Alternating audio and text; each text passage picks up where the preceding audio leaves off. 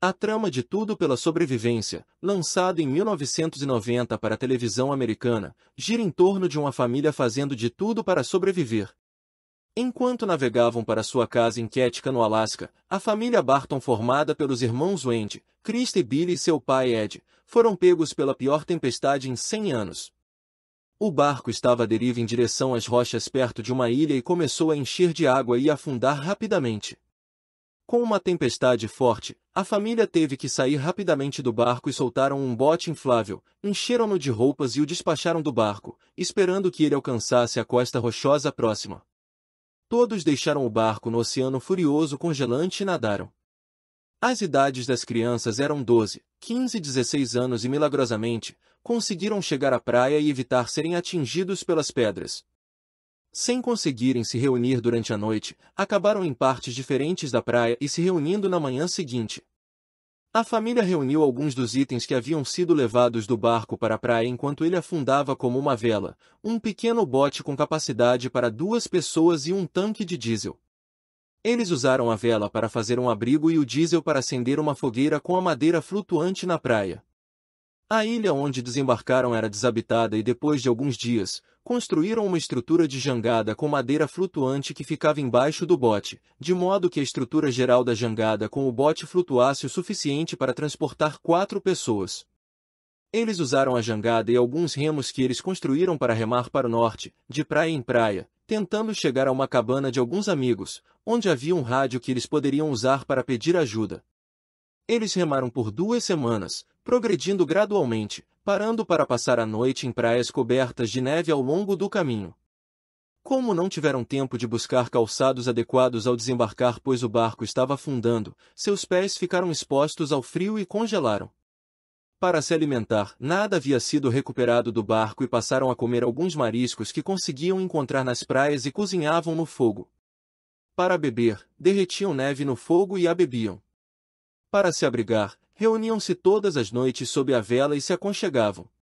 Para tornar as coisas mais desafiadoras, o pai desenvolveu uma doença estomacal, o que fez com que ele não conseguisse comer nenhum tipo de alimento durante os primeiros 10 dias. Depois de 2 semanas, decidiram dividir o grupo porque o progresso diário na jangada era cada vez menor.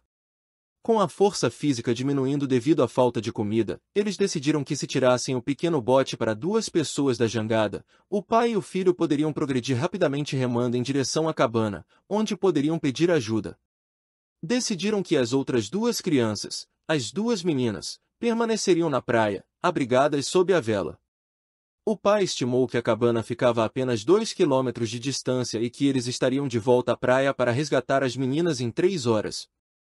Depois que partiram, a primeira coisa que aconteceu foi que perceberam que a cabana ficava a 11 quilômetros de distância, e não a 2 quilômetros. Quando chegaram à cabana dos amigos, eles não estavam lá, mas a cabana estava abastecida com comida e tinha um rádio. Surpreendentemente, o pai e o filho levaram 13 dias para retornar à praia devido a complicações pelos pés congelados que impediam de andar. Quando retornaram, estavam convencidos de que as 2 meninas não teriam sobrevivido depois de 13 dias. Surpreendentemente, ambas as meninas sobreviveram, o que foi uma prova de sua incrível determinação e vontade de viver. O roteiro do filme aposta no suspense psicológico e físico, baseado na veracidade dos eventos e a história não tem antagonistas convencionais, já que o grande inimigo é a natureza selvagem e o tempo. Eles se alimentavam de forma precária, principalmente algas da praia e alguns mariscos que encontraram. O único abrigo que tinham do frio e do vento era uma vela que havia sido levada pela água após o naufrágio do barco, sob a qual se aconchegaram. Na vida real, após o resgate, a guarda costeira e os médicos ficaram surpresos com a sobrevivência da família, dizendo que esse tipo de coisa simplesmente não acontecia e acreditando que provavelmente eles teriam morrido pelo frio e a fome. Só que a família havia crescido no Alasca e era incrivelmente forte, e seus instintos de sobrevivência e sua vontade de sobreviver eram extraordinários.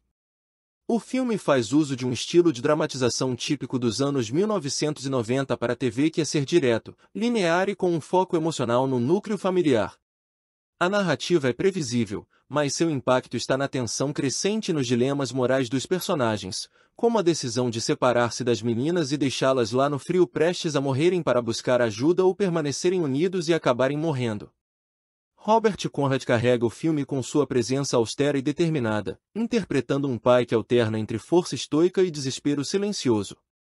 O jovem Matt LeBlanc, em um de seus primeiros papéis antes de Friends, interpreta Billy, um dos filhos, e mostra desde cedo carisma e vulnerabilidade. Emily Perkins, como Krista, traz uma carga dramática significativa, e há momentos em que o ponto de vista feminino na sobrevivência ganha força. A direção é simples e eficiente sem grandes ousadias estilísticas, focada nos cenários gelados e nos detalhes da sobrevivência. A ambientação funciona bem porque o isolamento geográfico e a imensidão fria transmitem o peso do desafio enfrentado pelo grupo. As cenas nas montanhas nevadas evocam claustrofobia a céu aberto, e o ritmo é sustentado com tensão moderada, ainda que em alguns momentos o filme escorregue para o melodrama televisivo. O filme trata de resiliência familiar, coragem, sacrifício e da ligação emocional entre pais e filhos diante da adversidade extrema. Uma das mensagens mais fortes é a ideia de que o amor e a união familiar podem ser tão importantes quanto os recursos físicos em situações de vida ou morte. Também há uma crítica implícita à imprudência e ao despreparo em situações de aventura. Como produção feita para televisão, o filme não dispõe de efeitos visuais impressionantes nem de uma linguagem cinematográfica refinada. Certas atuações secundárias são frágeis, e há momentos de exposição de diálogos que soam artificiais.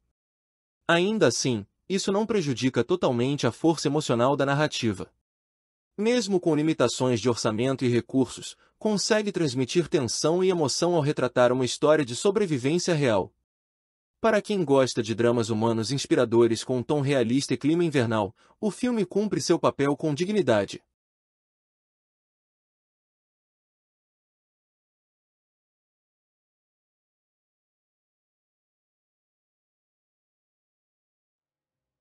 Essa foi a dica em vídeo e encerramos por aqui, agradecendo a todos que se inscrevem no nosso canal e aos que deixam o like, e voltaremos com mais dicas como essa a qualquer momento aqui mesmo, no Cinema Kids.